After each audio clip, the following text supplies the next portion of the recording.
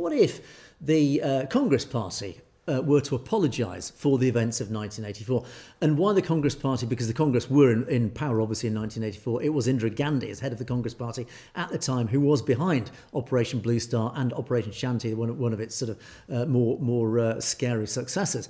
And Rahul Gandhi has actually, to his credit, he has stood up in recent times, in the last couple of years, particularly in a speech he made in the United States recently, where he did actually stand up for the Sikh community.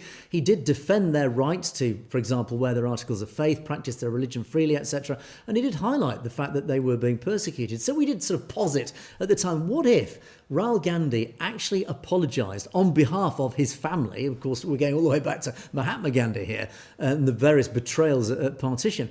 But if he actually stood up and apologised, what impact would that actually practically have? At least in replacement of that, at least an apology, it's just words. It depends how sincere it is. It would help. At least it's something.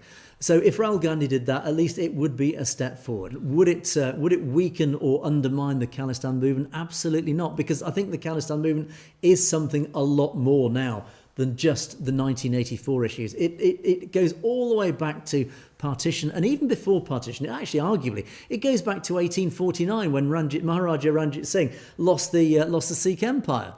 And the British took colonial control of the whole of India. It goes back to those days when Sikhs had their own empire. They had their own pride, their own sovereignty, they had their own full autonomy. You know, it was, as I said many times before, it was actually one of the most democratic nations, probably in the history of the modern world. The way it was run, it's so many examples of the good that it stood for. And that was lost in 1849 when the British defeated the Sikh Empire. Ultimately, that feeling, despite all the generations that have come between them, that feeling has never gone away.